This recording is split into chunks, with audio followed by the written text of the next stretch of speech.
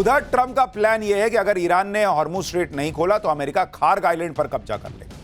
Kharg island पर America हाल ही में बम फोड़ चुका है ताकि ईरान हॉर्मुज स्ट्रेट को खोल दे, लेकिन ईरान ने भी अभी तक हॉर्मुज बंद किया हुआ। लेकिन अब अमेरिका ने अपने 2000 मरीन जवानों को इस आइलैंड की तरफ रवाना कर दिया है। रिपोर्ट है कि इस जहाज को सिंगापुर से ईरान की तरफ बढ़ते हुए देखा गया है। अमेरिका के रक्षा मंत्री पीट हेगसेथ ने ईरान को धमकाते हुए कहा कि अगर ईरान हॉर्मुज के रास्ते में अड़ंगा डालेगा तो अमेरिका उसके उस खार्ग आइलैंड पर कब्जा कर लेगा। लेकिन ईरान कह रहा है कि कुछ भी करके देख लो, ईरान झुकेगा नहीं। ईरान तो वेट कर रहा है। ईरान बैठा हुआ है कि तुम भेजो अपने सैनिक। जो ड्रोन हम अमेरिका तक नहीं भेज पा रहे, जो मिसाइलें हम अमेरिका तक नहीं मार पा रहे, तुमको ईरान के लोगों को मारने में मजा आता है। ईरान कह रहा तुम भेजो ना, हम मार के बताते हैं तुम कैसे तुम्हारे सैनिकों को मारेंगे। सिर्फ अमेरिका के संसाधन, अमेरिका का पैसा ही बर्बाद होगा, ईरान कह रहा अगर तुम ये सब करोगे। ईरान युद्ध लड़ने के लिए ट्रंप ने अमेरिका में $200 बिलियन मांगे। इस पर भी ईरान के विदेश मंत्री ने कह दिया कि यह युद्ध ईरान के लोगों और अमेरिका के लोगों पर थोपा गया। युद्ध को अभी सिर्फ 3 हफ्ते हुए हैं और ये $200 बिलियन मांगने लगे। अमेरिका के आम नागरिक इसके लिए नेतन्याहू और अमेरिका में नेतन्याहू के लोगों को थैंक यू कह सकते हैं कि लाखों crore dollar Israel first tax के तौर पर लगने वाले हैं, जो अमेरिका की अर्थव्यवस्था को ही बर्बाद करके रख देगा। यानी ईरान जो है वो अमेरिका की पब्लिक को पिन मार रहा है कि देख भाई, मेक अमेरिका ग्रेट अगेन बनाने आए थे ये भाई साहब, ये इजराइल के इशारों पे नाच रहे हैं, उसके लिए काम कर रहे हैं। तुम टैक्स भर रहे हो, इजराइल का काम हो रहा है। मार दिया पिन। वहां पब्लिक जो है वो कर, हाँ यार ये तो सही कर रहा है। देखिए बात सही भी है। जितना पैसा अमेरिका ने करीब 3 साल के यूक्रेन युद्ध में खर्च नहीं किया, उससे कहीं ज्यादा रकम वो 3 हफ्ते में ईरान के खिलाफ लगाने वाला है। आप देखिए कि यूक्रेन युद्ध पर अगर आप देखेंगे अमेरिका का खर्च कितना रहा है, अमेरिका का खर्च अगर आप देखने बैठेंगे कि वो कितना युद्ध पे खर्च किया, तो जो यूक्रेन युद्ध है, यूक्रेन वॉर, उसमें अगर आप देखेंगे 2022 से 2025 की बात कर रहा हूं, उसमें अमेरिका ने कितना खर्चा किया? 16 लाख करोड़ रुपए 3 साल में बॉस, 16 लाख करोड़ रुपए। और ईरान युद्ध में, ईरान वॉर में अमेरिका कितना खर्च कर रहा है? 9,000 करोड़ CR पर डे खर्च कर रहा है बॉस, पर डे। और 20 दिन में इसका मतलब यह है ऑलमोस्ट 2 लाख करोड़ रुपए वो खर्च कर चुका है। 2 लाख करोड़ रुपए 20 दिन में। और बजट मांग रहा है कि 18 लाख करोड़ रुपया और दो। तो आप देखिए कि 2 लाख करोड़ इधर और 18 लाख करोड़ का बजट मांग रहा है, तो 20 लाख करोड़ हो गया। तो जितना 3 साल में खर्च नहीं किया यूक्रेन युद्ध में, उससे ज्यादा तो ईरान में खर्चा कर देगा। तो ईरान कह रहा कि मारो, हमको क्या है? हम थोड़ी कहते हैं कि हम दुनिया के सबसे बड़े देश हैं, हम दुनिया के सबसे ताकतवर देश हैं, हम पूरी दुनिया को चला रहे हैं।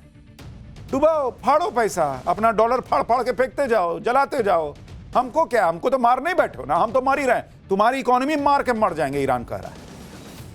सोचिए ऐसे युद्ध में बेतहाशा खर्च हो रहा है, जिस युद्ध में ट्रंप अपना कोई मकसद भी नहीं बता पा रहे। भाई को पता ही नहीं है कि किस बात का पैसा खर्च कर रहा है। ब्याह में नाच रहे हो कि ऐसे ऐसे ऐसे उड़ा रहे हो, पब्लिक का पैसा उड़ा रहे हो तुम। इसी पर दुनिया भर में ट्रंप की छीछालेदर हो रही है। बड़ी बड़ी मैगजीन और अखबार लिख रहे हैं कि यह ट्रंप का ऑपरेशन एपिक फ्यूरी नहीं है, एपिक फेलियर दिख रहा है। दुनिया की बड़ी मैगजीन इकोनॉमिस्ट ने अपने कवर पेज पर ट्रंप की आंखें बंद किए हुए फोटो दिखाते हुए लिखा कि ऑपरेशन ब्लाइंड फ्यूरी। इसको दिख ही नहीं रहा है कर क्या रहा है ये आदमी। ये सब बातें इसलिए हो रही हैं क्योंकि ट्रंप क्या कह रहे हैं, ट्रंप क्या कर रहे हैं, ये किसी को समझ में नहीं आ रहा और उनको भी नहीं आ रहा है। ट्रंप जिस रूस के तेल से सबसे ज्यादा नफरत करते थे, उस तेल पर दुनिया से कह दिया कि जाओ जाके खरीद। ईरान के जिस तेल पर अमेरिका ने सैंक्शन लगा रखा था, अब अमेरिका उसके बारे में क्या कह रहा है सुनिएगा, आपका दिमाग हिल जाएगा। कह रहा है कि उस पे से भी सैंक्शन हटा देंगे। जो समुद्र में ईरान का तेल खड़ा है, जहाज में पड़ा है, कह रहा है उस पे से भी सैंक्शन हटा देंगे, वो भी ले लो। क्या हालत हो गई तुम्हारी अमेरिका, क्या हालत हो गई है सोचिए। रूस को मारने चले थे, रूस को मार नहीं पाए। रूस यूक्रेन युद्ध रुकवाने चले थे, वो रोक नहीं पाए। चाइना को डैमेज करने चले थे, वहां जिनपिंग हंस रहा है क्या किया ये आदमी। और यहां ईरान से लड़ रहे हो और दुनिया से कह रहे हो कि ईरान का तेल भी खरीद लो भाई। ऐसा तो उसी एक जानवर के साथ होता है जो अपना पूंछ पकड़ने के लिए गोल गोल घूमता, पकड़ नहीं पाता। वही अमेरिका का हाल हो गया। अगर ट्रंप ऐसे ही युद्ध बिना मतलब के खींचते रहे तो फिर दुनिया में हाहाकार मच जाएगा, क्योंकि बात सिर्फ तेल और गैस की नहीं है। अगर आप ओवरऑल दुनिया के हालात देखेंगे तो खाड़ी देशों से आने वाले फर्टिलाइजर की कमी की वजह से फूड क्राइसिस को खतरा है। 4.5 करोड़ लोगों के भूखमरी की चपेट में आने का खतरा है। कई एक्सपर्ट यह दावा कर रहे हैं कि अगर युद्ध 10 दिन और चल गया ना तो ग्लोबल रिसेशन आने का डर है, मंदी आ जाएगी दुनिया में। जब यह युद्ध शुरू हुआ तब से ग्लोबल स्टॉक 4.5% गिर चुके हैं। वर्ल्ड जीडीपी को 4 से 5% का झटका लगने का खतरा है। दुनिया भर में ऑयल और गैस के दाम बढ़ रहे हैं। युद्ध का इंपैक्ट ऐसा पड़ रहा है कि ईरान के कल के अटैक के बाद यूरोप में गैस की कीमत 35% बढ़ चुकी है।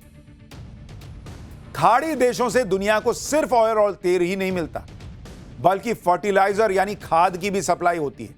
इसलिए आने वाले दिनों में फूड क्राइसिस के बढ़ने की चिंता है। दुनिया का 20% फर्टिलाइजर यानी खाद और 46% यूरिया खाड़ी देशों से आता है बॉस। अगर हॉर्मुज स्ट्रेट बंद ही रहा तो दुनिया के कुल खाद व्यापार का 1/3 हिस्सा बाधित हो सकता है। नाइट्रोजन खाद की कीमत दोगुनी हो सकती है और फॉस्फेट खाद की कीमत करीब 50% बढ़ सकती है दुनिया भर में। एशिया के देश खाड़ी के फर्टिलाइजर पर सबसे ज्यादा निर्भर है। 35% यूरिया, 53% सल्फर और 64% अमोनिया एशिया को जाता है। भारत खास तौर पर खाड़ी देशों पर निर्भर है। भारत अपना 40% से ज्यादा यूरिया और फॉस्फेट खाद यहीं से मंगाता है। खाड़ी का फर्टिलाइजर सबसे ज्यादा भारत, ब्राजील और चीन लेते हैं। ये तीनों ही देश दुनिया के सबसे बड़े खाद्यान्न उत्पादक भी हैं। यानी बात सिर्फ भारत के लिए कोई चिंता की बात है ऐसी नहीं है, पूरी दुनिया के लिए चिंता की बात है। एक साथ दुनिया पर कई संकट आ रहे हैं। Energy crisis, fertilizer crisis, food supply chain crisis, और इन सब से दुनिया को निपटना है। इसलिए लोग यही मना रहे हैं कि भाई किसी तरह ये युद्ध खत्म हो जाए, क्योंकि इतने सारे क्राइसिस नहीं होते तो लोग कहते कि जाओ डोनाल्ड ट्रंप तुम उधर कोने में लड़ते रहो, हमको फर्क नहीं पड़ता। लेकिन दिक्कत यह है कि ये युद्ध ट्रंप और अमेरिका ने शुरू किया, पिस पूरी दुनिया रही। ईरान युद्ध की वजह से करीब 95 देश ऐसे हैं जहां तेल महंगा हो चुका है बॉस। कुछ देश ऐसे भी हैं जहां हर महीने के आखिर में फ्यूल के दाम चेंज होते हैं, तो आशंका है कि कई और देश अपने यहां फ्यूल के दाम बढ़ा सकते हैं। लेकिन बॉस आप देखिए, इस संकट में भी भारत के लिए राहत की बात यह है कि अभी तक कम से कम भारत में पेट्रोल डीजल के दाम नहीं बढ़े। और आप देखिए दुनिया में जो हालात हैं उस बीच भारत अभी भी कितनी मजबूत स्थिति से टिका हुआ है, आपको देखना चाहिए। तेल के दाम बढ़े दुनिया में, कहां कितने बढ़े बॉस? अगर आप देखेंगे आज की डेट में अमेरिका में, जहां का ये रायता दुनिया भर में फैला हुआ है, वहां 16.5% तेल की कीमत बढ़ चुकी है। चीन में ऑलमोस्ट 10.4% तेल की कीमत जो है वो बढ़ चुकी है। सब ऊपर जा रहा है मामला। सिंगापुर को देखिए, सिंगापुर के अंदर तेल की कीमत जो है वो ऑलमोस्ट 16% बढ़ चुकी है। जर्मनी में देखिए, सबका आपको राउंड फिगर बता रहा हूं, जर्मनी में ऑलमोस्ट 13% बढ़ गई। कनाडा में देखिए बॉस, कनाडा में तो ऑलमोस्ट 28% तेल की कीमत बढ़ चुकी। इसी तरह आप फ्रांस में देखिए, फ्रांस के अंदर तेल की कीमत ऑलमोस्ट 6% बढ़ गई है। यह डेटा 23 फरवरी से 11 मार्च के बीच का आपको बढ़ा रहा हूं। लेकिन अगर आप भारत में देखेंगे, आज की डेट में भारत में तेल की कीमत कितनी बढ़ी? 0% बॉस। इकलौता अपना भारत है जो इस युद्ध के संकट के बीच भी टिका हुआ है। लेकिन समस्या यह है कि इतना रायता फैलाइएगा तो कितने दिन चलेगा, क्योंकि हम इतना इंपोर्ट करते हैं, कितने दिन इसको पकड़ के रख पाएंगे। लेकिन दुनिया भर में इंपैक्ट पड़ रहा है। भारत में पेट्रोल डीजल के दाम नहीं बढ़ रहे, लेकिन अगर यह युद्ध ऐसे ही चलता रहेगा तो आगे क्या होगा इसकी कोई गारंटी नहीं है। क्योंकि आप यह भी देखें कि ईरान युद्ध में 2 हफ्ते में ही भारत में एलपीजी को लेकर चिंताजनक स्थिति बन गई। पीएम मोदी इस बात को समझते हैं कि अगर युद्ध और भड़का, एनर्जी हब पर हमले होते रहे तो दुनिया तबाह हो जाएगी। और सबसे बड़ा नुकसान हमारा ही है भाई, भारत का, क्योंकि हम फास्टेस्ट ग्रोइंग इकोनॉमी है। ये जितने चीन, अमेरिका, ये सारे डेवलप्ड कंट्रीज हैं, विकसित राष्ट्र हैं। हम डेवलपिंग नेशन में आते हैं। हम डेवलप्ड कंट्रीज में जाने के लिए लड़ाई लड़ रहे हैं, उसके लिए जद्दोजहद कर रहे हैं। ये हमारा समय है, इसकी बात कर रहे हैं। और उस वक्त ये रायता फैला दिया ट्रंप ने और हम फंस गए बीच में। इसलिए प्रधानमंत्री मोदी ने भारत के हितों को सुरक्षित करने और युद्ध की चिंगारी को ठंडा करने के लिए कूटनीतिक प्रयास तेज किए हैं। कल और आज में पीएम मोदी ने कुवैत, ओमान, जॉर्डन, फ्रांस और मलेशिया के नेताओं से बातचीत की है। पीएम मोदी ने एनर्जी इंफ्रास्ट्रक्चर पर हमले की निंदा की है और तनाव को घटाने की लगातार अपील कर रहे हैं। प्रधानमंत्री मोदी ने डायलॉग और डिप्लोमेसी से शांति और स्थिरता पर जोर दिया है। ओमान के सुल्तान से पीएम मोदी ने स्ट्रेट ऑफ हॉर्मुज पर बात की है।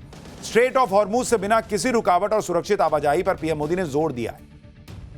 यानी पीएम मोदी अपनी डिप्लोमेसी के जरिए पूरा जोर लगा रहे हैं कि किसी तरीके से यह युद्ध रुके और भारत और दुनिया जो है वो इससे निकल सके। स्ट्रेट ऑफ हॉर्मुज का खुलना सिर्फ भारत नहीं, दुनिया के लिए जरूरी है। आज ही सरकार की तरफ से बताया गया है कि कैसे हॉर्मुज स्ट्रेट के बंद होने से सप्लाई चेन बाधित हुई है। साथ ही जो समुद्री रास्ते से व्यापार होता है उसकी कॉस्ट भी बढ़ गई है। सुनिए एक बार।